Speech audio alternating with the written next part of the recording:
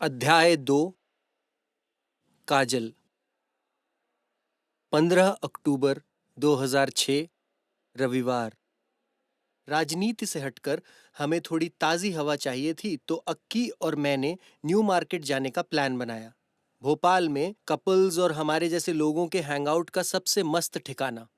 हमने सोचा क्यों ना मानव से मिला जाए, जो अपनी पढ़ाई में डूबा था और प्री मेडिकल टेस्ट यानी कि पीएमटी क्लियर करने के लिए जी जान लगाए था। हमने उसे पहले कभी तंग नहीं किया, लेकिन यार, पुराने दोस्तों को देखने में क्या बुराई है। यही सोचकर हम दोपहर करीब 12 बजे उसके घर पहुंच गए। दरवाजा खुलते ही डबल धमाका हुआ। आकाश पहले से वहां था, अपने उदास और डिप्रेसिव चेहरे के साथ कुछ पढ़ रहा था। एक ही कमरे में इतना कॉन्ट्रास्ट देखना अजीब था। आकाश न सिर्फ गोरा और अमीर था, बल्कि उसकी इटारसी में सबसे बड़ी नमकीन की दुकान थी। और दूसरी तरफ मानव, गरीब फिलोसोफर टाइप, बड़ी दाढ़ी वाला और सूखे बांस जैसा दिखने वाला था। उसके कमरे की दीवारें बताती थी कि वो कितना शानदार पेंट करता था। कैसा है बॉस? अक्की ने आकाश से पूछा। जैसा दिख रहा हूं, आकाश ने रूखेपन से जवाब दिया। पता नहीं क्यों आकाश हमेशा इतना ही रूड और उदास रहता था। खुशी और मस्ती से उसका दूर दूर तक कोई लेना देना नहीं था। करीब 1 घंटे बाद हम कमरे से निकल आए, क्योंकि मानव को तैयार होने में कम से कम 1 घंटा लगता था। मैं और आकाश कॉलेज वाले कपल्स को घूर रहे थे, जो top and town ice cream centre पर आइसक्रीम खा रहे थे। वहीं मानव एक मोची को घूर रहा था, जो एक ग्राहक के जूते पॉलिश कर रहा था। तभी मुझे अपनी क्लासमेट रश्मि मेरी तरफ आती हुई दिखी। हाय, उसने कहा। हाय, मैंने जवाब दिया। मेरे पास और कोई ऑप्शन नहीं था। वो अकेली नहीं थी, उसके साथ एक और लड़की थी, जो मेरी जिंदगी की अब तक की देखी हुई सबसे खूबसूरत लड़की थी। और उसके साथ एक सबसे ऑब्वियस सवाल भी था। एक स्टूडेंट लीडर यहाँ क्या कर रहा है? मैंने उसके सवाल को पूरी तरह नज़रअंदाज कर दिया।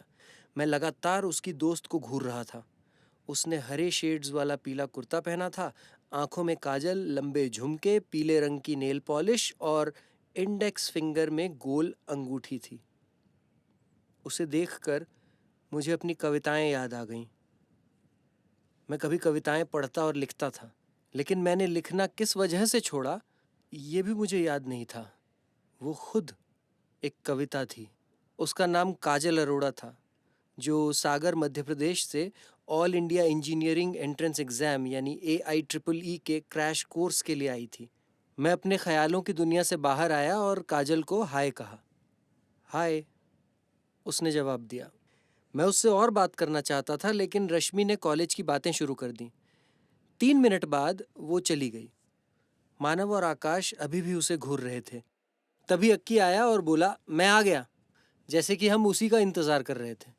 अक्की को भूख लगी थी, तो हम समोसा कॉर्नर गए। बाकी का समय वहीं बिताने के बाद हम वापस लौट आए। उस रात में बहुत बेचैन था। मेरी नींद उड़ गई थी। बहुत दिनों बाद मैंने एक कविता लिखी। सागर का काजल फैला और बना बादल। मुझे नहीं पता क्यों, लेकिन मैं उससे फिर मिलना चाहता था।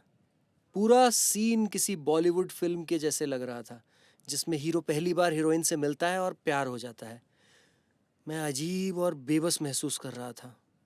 अगली सुबह मैं 8 बजे उठ गया, क्योंकि कमरे में रहना मेरे लिए मुश्किल हो गया था। मैं रश्मि से मिलकर काजल के बारे में पूछना चाहता था, जो मेरे लिए इतना आसान नहीं था। एक स्टूडेंट लीडर को अनरोमांटिक, अनइंटरेस्टिंग और अनइमोशनल माना जाता था। इसलिए मैंने काजल के बारे में जानकारी जुटाने के लिए अक्की को भेजने का फैसला किया। मुझे पता था कि अक्की किसी भी लड़की से बात करने का मौका नहीं छोड़ेगा। मैंने सही फैसला लिया। अक्की इस जानकारी के साथ वापस आया कि काजल रश्मि की रूममेट थी। वो दोनों महाराणा प्रताप नगर में सेकेंड होम गर्ल्स हॉस्टल में रहती थी। इस जानकारी ने भोपाल में हमारी अगली हैंगआउट की जगह तय कर दी। मैंने ऑल टाइम रोमांटिक हिट्स नाम की एक कैसेट भी खरीद ली। मेरा सारा जोश राजनीति से रोमांस की तरफ शिफ्ट हो गया था। मैं काजल से मिलना और उसे जानना चाहता था। दूसरी तरफ शहर मुझे हैरान करने की जल्दी में था। कुछ भी प्लान नहीं था, फिर भी सब कुछ परफेक्ट था। मेरी दीदी और जीजाजी बहुत कूल थे। वो मेरी जिंदगी में कभी दखल नहीं देते थे। जब भी मैं और अक्की देर से आते, मेरी दीदी हमारा खाना डाइनिंग टेबल पर रख देती थी। अक्की को हमारी मेड से आकर्षण था। हालांकि वो एकदम साधारण दिखती थी, लेकिन अक्की को अपना टेस्ट थोड़ा सुधारने की जरूरत थी। मेरी जिंदगी का एकमात्र परेशान करने वाला हिस्सा था माँ की भावनाएं। वो फोन करती और कुछ कहे बिना ही रोना शुरू कर देती। मुझे पता था कि वो मुझे मिस करती हैं, लेकिन वो सब कुछ मुझे बहुत ड्रामेटिक लगता था, क्योंकि उनके फोन के बाद मैं भी रोने जैसा महसूस करता था। सभी कहावतें सही हैं, माँ दुनिया में सबसे अच्छी इंसान होती है।